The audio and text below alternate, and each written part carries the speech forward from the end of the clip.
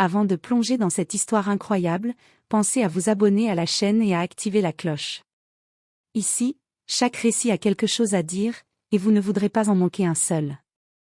La pluie tombait drue sur les rues de Chicago, transformant le trottoir en un miroir sombre où les néons des hôtels se reflétaient en éclats tremblants. Angela Brooks, une femme noire élégante et sûre d'elle, sortait d'un taxi avec ses valises. Après une longue journée de voyage, elle était impatiente de s'installer dans la chambre qu'elle avait réservée depuis des semaines dans le prestigieux Grand Hôtel Magnolia. À l'accueil, le sourire poli de la réceptionniste se figea dès qu'elle vit Angela. « Je suis désolée, madame, nous n'avons plus de chambres disponibles pour ce soir, » dit-elle, d'une voix hésitante mais empreinte d'un certain mépris qu'Angela ne pouvait ignorer. Les mots résonnaient comme un écho familier d'injustice qu'elle avait trop souvent vécu. Mais Angela n'était pas une femme à se laisser intimider. Elle demanda calmement, « J'ai une réservation confirmée. Vous pouvez vérifier dans votre système. » La réceptionniste fit semblant de taper sur son clavier, échangeant un regard avec son collègue derrière elle. Quelques instants plus tard, un ton sec retentit, « Nous n'avons rien pour vous. » Angela sentit la tension monter. Mais au lieu de se laisser submerger par la colère, elle esquissa un léger sourire, presque imperceptible. Elle savait exactement comment retourner la situation à son avantage.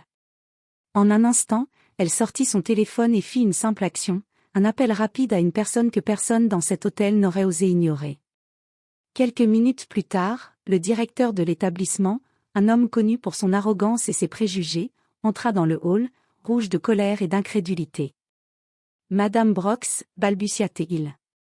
C'est vous ? » Et à cet instant précis, Angela se tenait droite, confiante, tandis que le personnel de l'hôtel réalisait, avec horreur et regret immédiat, qu'il venait de sous-estimer une femme dont la puissance et l'influence étaient bien supérieures à tout ce qu'ils avaient imaginé.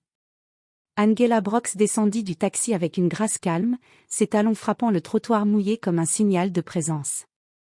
Elle tenait fermement ses valises, mais ce n'était pas seulement le poids du voyage qui pesait sur ses épaules, c'était l'expérience quotidienne de devoir se faire respecter, simplement parce qu'elle était noire.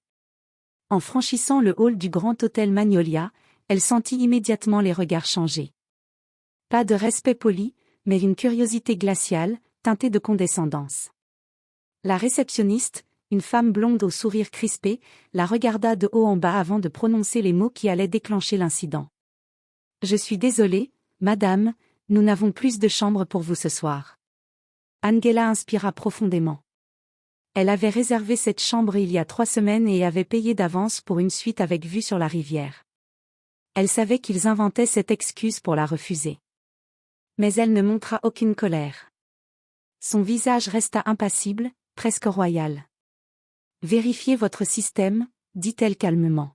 « J'ai une réservation confirmée. » La réceptionniste tapa quelque chose, fit un sourire forcé, et dit, « Je suis désolée, mais, vraiment, il n'y a rien. » À ce moment, Angela sentit une familiarité étrange dans ce sentiment de rejet comme si ce n'était pas la première fois qu'on tentait de lui fermer une porte. Mais cette fois-ci, elle n'allait pas se contenter de quitter l'endroit. Elle avait une réputation, un réseau et le pouvoir de faire changer les choses, et elle comptait bien le prouver. Sans hausser la voix, Angela sortit son téléphone et composa un numéro. Elle n'avait pas besoin de crier pour obtenir l'attention. Quelques minutes plus tard, le directeur de l'hôtel, M. Harrison Whittaker, entra dans le hall, visiblement irrité et pressé. Son regard se posa sur Angela, et son expression changea en un instant. Surprise, confusion, puis une légère panique. « Madame Brooks ?» demanda-t-il, incapable de cacher son trouble.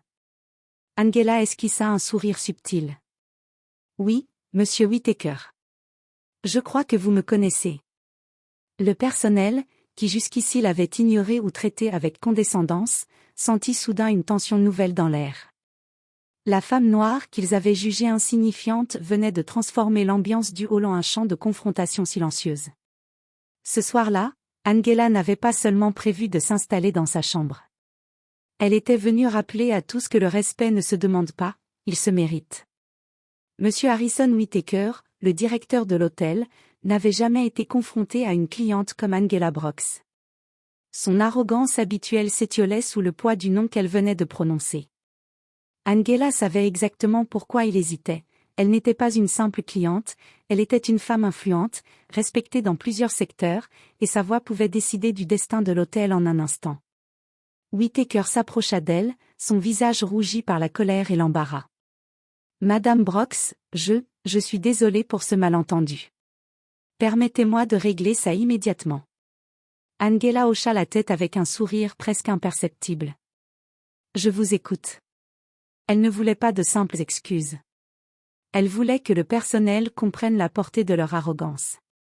Angela sortit alors sa tablette et montra la confirmation de sa réservation, une suite présidentielle avec vue sur la rivière, payée intégralement il y a 3 semaines. Les chiffres et les dates étaient irréfutables. Le silence s'installa. Le personnel échangea des regards embarrassés, certains rouges de honte, d'autres figés par la peur. La réceptionniste qui l'avait d'abord refusé baissa les yeux. Angela, elle, resta calme, dominante dans son assurance. Puis elle fit quelque chose que personne n'attendait. Elle parla lentement, chaque mot pesant dans l'air. « J'aurais pu partir. J'aurais pu ignorer cette humiliation. Mais je crois que c'est le moment de vous montrer que les erreurs ont des conséquences. » Whittaker blêmit. Il savait qu'elle avait raison. Mais avant qu'il puisse réagir, Angela sortit son téléphone et fit un appel bref mais stratégique. Quelques minutes plus tard, un chauffeur élégant arriva avec une mallette qui attira immédiatement l'attention de tout le hall. À l'intérieur se trouvait un contrat important et des documents financiers qui prouvaient que l'hôtel dépendait indirectement de l'un de ses partenaires commerciaux. Le choc fut immédiat. Le personnel réalisa que cette femme qu'ils avaient crue insignifiante avait le pouvoir de bouleverser leur équilibre. Les excuses qu'ils avaient offertes semblaient désormais dérisoires face à l'évidence de leur erreur. Angela posa son regard sur Whittaker et dit, avec une autorité glaciale. « À partir de maintenant, traitez vos clients avec respect. Sinon, je m'assurerai personnellement que tout le monde sache exactement qui vous êtes. » Ce soir-là, elle ne se contenta pas de récupérer sa chambre. Elle planta une graine de respect et de peur dans le cœur de tous ceux qui avaient douté d'elle. L'hôtel venait de réaliser, trop tard, que sous son calme apparent se cachait une force à laquelle personne ne pouvait résister. Le lendemain matin, Angela Brooks descendit dans le hall de l'hôtel, vêtue d'un tailleur impeccable qui reflétait son autorité tranquille. Elle n'était pas là seulement pour rester dans sa chambre, elle voulait s'assurer que son message était clair pour tous ceux qui l'avaient humiliée la veille. Le personnel, encore secoué par la confrontation avec le directeur Whittaker, l'observait à distance. Certains évitaient son regard, tandis que d'autres tentaient de comprendre comment cette femme pouvait à ce point changer l'atmosphère de l'établissement. Angela, imperturbable, fit un signe subtil à la réceptionniste qu'il avait initialement refusé. Celle-ci tressaillit, consciente que le moindre faux pas pouvait avoir des conséquences immédiates. Angela sortit alors son téléphone et commença à filmer une courte vidéo qu'elle publierait sur ses réseaux professionnels. Avec un ton posé mais ferme, elle expliqua. « Aujourd'hui, je veux partager une expérience qui m'a rappelé une vérité simple, le respect ne se demande pas, il se mérite. Chaque individu, indépendamment de sa couleur, mérite d'être traité avec dignité. » La réceptionniste et quelques autres employés tentèrent de baisser les yeux, mais la caméra captait chaque mouvement. Angela ne les accablait pas avec colère, elle leur montrait calmement le pouvoir de l'injustice mal gérée et les conséquences d'un comportement discriminatoire. Peu après, le directeur Whittaker fut forcé de prendre la parole devant tout le personnel. Angela l'avait contacté la veille pour l'informer qu'elle allait s'assurer que l'incident soit connu par leurs partenaires et clients. Tremblant, il admit, « Nous avons commis une erreur grave. Nous comprenons que tout le monde mérite le respect. » Angela hocha la tête, satisfaite mais toujours impassible. Elle avait transformé un simple refus en une leçon publique sur la dignité et le pouvoir de ceux qui refusent de se laisser écraser. À cet instant, le hall de l'hôtel changea complètement. Les regards effrayés et honteux du personnel trahissaient un mélange de regret et d'admiration. Angela savait qu'il n'oublierait jamais cette journée. Elle n'avait pas seulement récupéré sa chambre, elle avait semé une leçon de respect qui résonnerait dans les couloirs de l'hôtel pour longtemps. Et alors qu'elle se dirigeait vers l'ascenseur, son téléphone vibra avec un nouveau message, un partenaire de l'hôtel la félicitait pour son intégrité et son courage. Le pouvoir d'Angela allait bien au-delà de ce hall d'hôtel. Angela Brox s'installa dans sa suite présidentielle avec la sérénité d'une femme qui savait exactement ce qu'elle faisait. Mais elle ne comptait pas se contenter de rester dans sa chambre, elle voulait que le personnel comprenne que leur comportement avait des conséquences concrètes et immédiates. Quelques heures plus tard, Angela appela le service des réservations de l'hôtel sous un autre nom professionnel, prétendant être une cliente potentielle pour un événement prestigieux.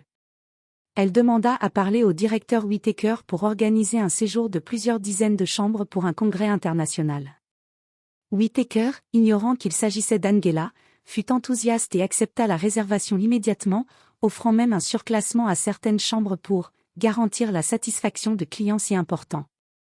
Pendant ce temps, Angela observa discrètement le personnel via la vue sur le hall depuis sa suite. La réceptionniste qui l'avait humiliée, ainsi que ses collègues, étaient plongés dans une agitation totale. Ils préparaient déjà les chambres avec soin, rêvant d'impressionner ce client imaginaire. Puis, Angela fit son coup de théâtre, elle descendit dans le hall sous son vrai nom, entrant dans l'air comme une reine dans son royaume. Le personnel réalisa instantanément que la cliente qu'ils avaient humiliée la veille était la même qui venait d'effectuer cette gigantesque réservation. Les regards se croisèrent, la peur et le regret se lisant sur chaque visage. « Bonjour, monsieur Whittaker, dit Angela, d'une voix calme mais glaciale. J'espère que tout est prêt pour l'événement que j'ai réservé. » Whittaker déglutit, la panique visible. Il comprit qu'il venait d'offrir un traitement privilégié à celle qu'il avait tenté d'humilier. Le personnel, quant à lui, sentit le poids de leur arrogance tomber comme un fardeau écrasant. Angela sourit subtilement, consciente de l'effet qu'elle provoquait, le respect forcé par la peur. Mais ce sourire n'était pas de vengeance, seulement de justice. Elle venait de transformer une humiliation personnelle en un rappel stratégique que le pouvoir n'est pas toujours là où on croit le trouver. Ce soir-là, alors qu'elle montait à sa suite, Angela savait que l'hôtel n'oublierait jamais son nom. Et elle savait également que le véritable pouvoir ne réside pas dans la force ou la colère, mais dans l'intelligence et la maîtrise de chaque mouvement. Le lendemain matin, Angela Brox descendit dans le hall de l'hôtel avec un calme qui contrastait avec l'agitation visible du personnel. Depuis sa suite, elle avait déjà planifié une étape décisive, montrer publiquement que l'attitude discriminatoire de certains employés ne resterait pas impunie.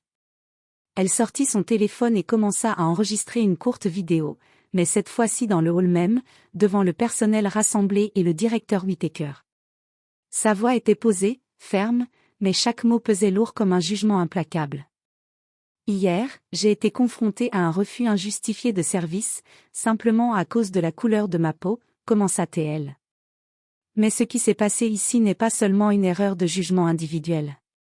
C'est un rappel que chaque personne mérite dignité et respect, peu importe qui elle est. Le personnel se figea. Les visages qui avaient osé l'humilier la veille étaient maintenant remplis de honte. Whittaker, à côté, était incapable de la couper ou de la contredire. Chaque employé savait que la vidéo pourrait devenir virale et affecter la réputation de l'hôtel. Puis Angela fit un geste stratégique. Elle montra la réservation massive qu'elle avait effectuée la veille pour un événement prestigieux, sous un faux nom que le personnel pensait être celui d'un client important. « Vous voyez, dit-elle en levant légèrement le téléphone, vous avez eu l'occasion de montrer votre professionnalisme. Et pourtant, hier, vous avez failli. Aujourd'hui, chacun peut constater que sous-estimer quelqu'un peut coûter très cher. » À cet instant, les employés échangèrent des regards embarrassés. La réceptionniste qui l'avait expulsé baissa la tête, incapable de dire un mot. Whittaker tenta une excuse faible. « Nous comprenons, Madame Brox. » Angela sourit légèrement, mais sans satisfaction malveillante. Comprendre n'est que le début. Le vrai changement se produit lorsque l'on agit avec respect et équité, dit-elle calmement avant de ranger son téléphone. Ce jour-là, la réputation de l'hôtel fut officiellement secouée, mais plus important encore, le personnel comprit que leurs actions avaient des conséquences immédiates. Angela n'avait pas seulement gagné sa suite et réparé l'humiliation, elle avait planté une leçon durable sur la dignité et le respect, que personne dans le hall n'oublierait jamais. Angela Brox s'était installée dans sa suite, mais son esprit ne laissait aucune place à la complaisance. Elle savait que pour que son message soit définitivement compris, il fallait un geste final, une action qui scellerait le respect et le regret dans l'esprit du personnel et du directeur Whittaker.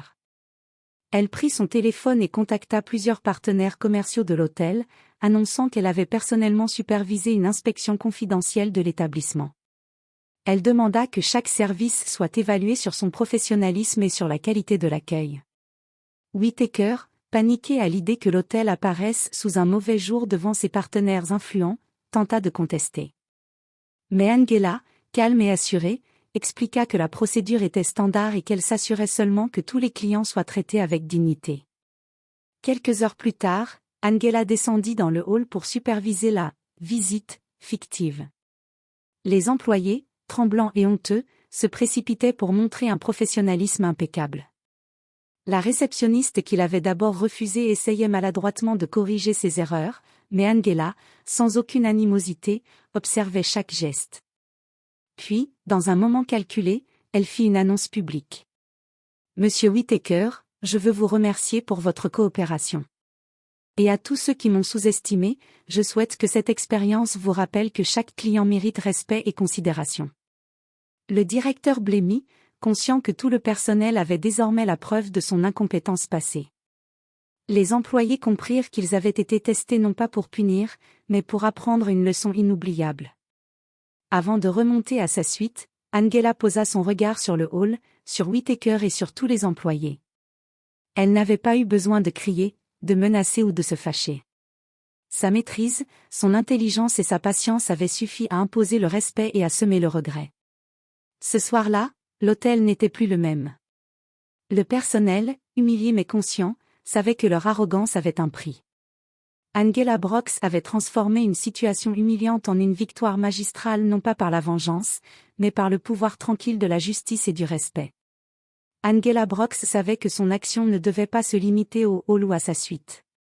Pour que le personnel et le directeur Whittaker comprennent véritablement l'ampleur de leur erreur, elle devait agir à un niveau plus stratégique, montrer que son pouvoir dépassait largement l'hôtel lui-même.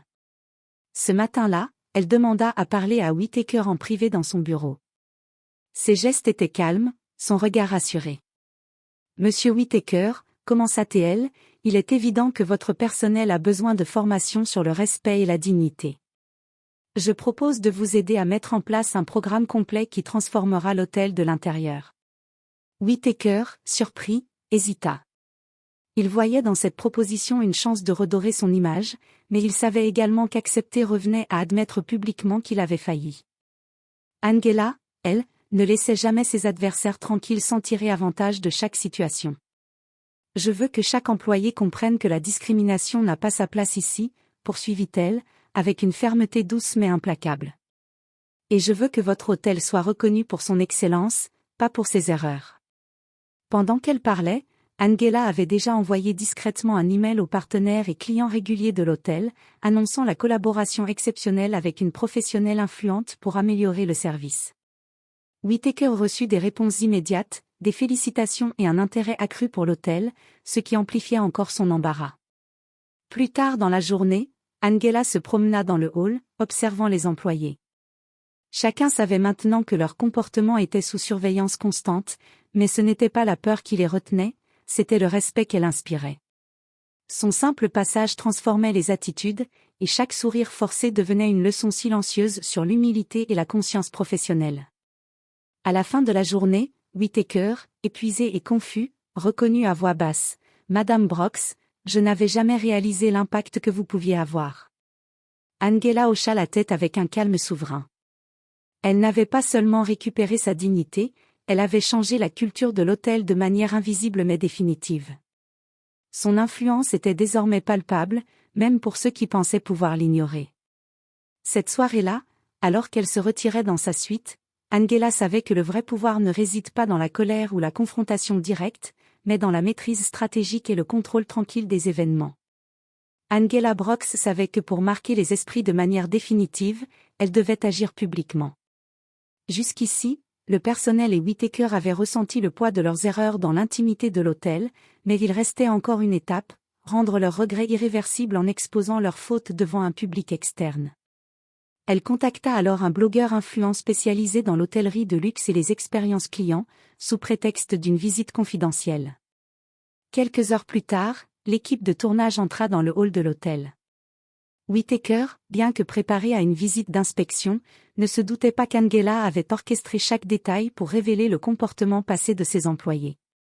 La caméra filmait chaque geste, chaque sourire forcé et chaque maladresse du personnel.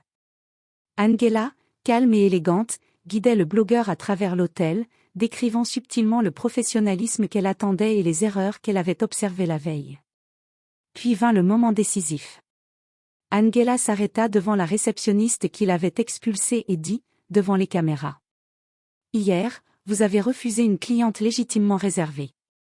Aujourd'hui, vous voyez qu'il n'y a pas de place pour le préjugé. » La caméra capturait le visage rouge de honte de la réceptionniste, le regard paniqué de Whittaker, et le malaise palpable dans le hall. Angela ne portait pas de jugement cruel, elle laissait simplement les images parler d'elles-mêmes.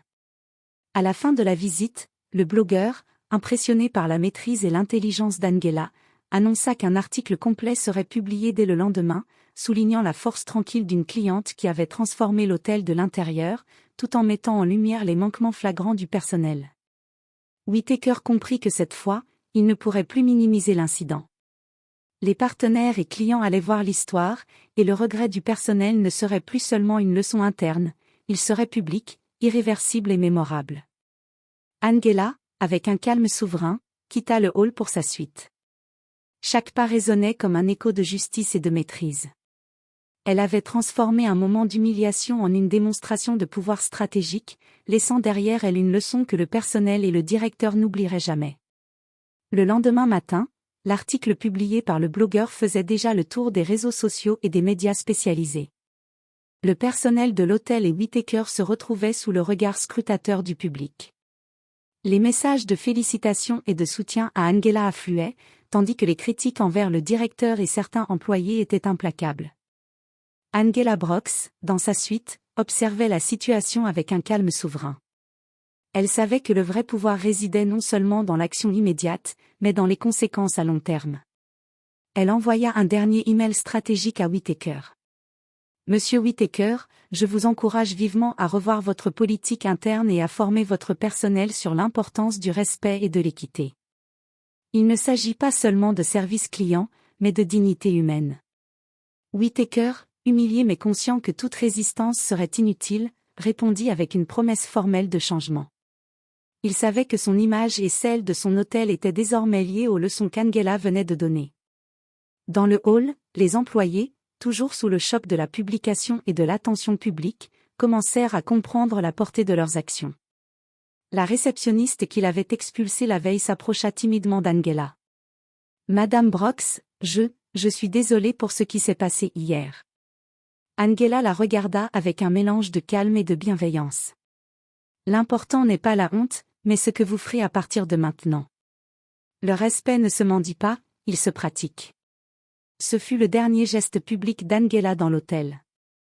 Son séjour se termina, mais son impact resta gravé dans chaque couloir, chaque bureau et chaque regard. Le personnel avait appris une leçon qu'aucun manuel ou formation n'aurait pu inculquer aussi efficacement. L'arrogance et la discrimination ont un prix, et la dignité ne peut jamais être ignorée impunément. En quittant le grand hôtel Magnolia, Angela savait que sa mission n'était pas seulement de récupérer sa chambre, elle avait transformé un lieu, changé des mentalités et laissé derrière elle une empreinte de puissance, de justice et de respect. Le soleil déclinait sur Chicago lorsqu'Angela Brox fit ses bagages pour quitter le grand hôtel Magnolia. Chaque détail de son séjour avait été méticuleusement orchestré, depuis l'humiliation initiale jusqu'à la leçon publique, en passant par l'exposition médiatique et la transformation interne du personnel. Tout était parfait. Dans le hall, Whittaker et le personnel la regardaient partir. L'embarras, la honte et le respect se mélangeaient dans leurs yeux. Ils savaient que l'humiliation qu'ils avaient infligée la veille ne serait jamais effacée, et que chaque action d'Angela avait montré leur incapacité à gérer correctement une situation de discrimination. Angela marcha avec une assurance tranquille. Aucun mot de vengeance, aucun geste d'arrogance, seulement le calme inébranlable de quelqu'un qui avait rétabli la justice par son intelligence et sa maîtrise. Les employés qui l'avaient autrefois méprisé comprirent enfin la leçon. Sous-estimer quelqu'un sur la base de la couleur de sa peau n'apporte que regret et humiliation. Avant de franchir les portes automatiques de l'hôtel, Angela se retourna légèrement et adressa un dernier regard à Whittaker. Son expression était douce, mais chaque détail de son visage rappelait le pouvoir qu'elle détenait et la leçon qu'elle venait d'inculquer. « Souvenez-vous de ceci, pensa-t-elle. Le respect ne se demande pas. Il se gagne, et le mépris a toujours un prix. » En sortant dans la lumière du soir, Angela ne regarda pas en arrière. Sa chambre avait été récupérée, sa dignité restaurée, et son influence avait laissé une marque indélébile. Le personnel, quant à lui, devait désormais vivre avec le poids de leurs erreurs et le souvenir constant que la véritable autorité ne réside pas dans la force ou l'arrogance, mais dans le calme, la stratégie et le respect. Ainsi, Angela Brox quitta le grand hôtel Magnolia, victorieuse et invincible, laissant derrière elle un hôtel transformé, un directeur humilié et des employés confrontés à un regret irréversible, éprouvant une fois de plus que la dignité et l'intelligence surpassent toujours l'arrogance et le préjugé.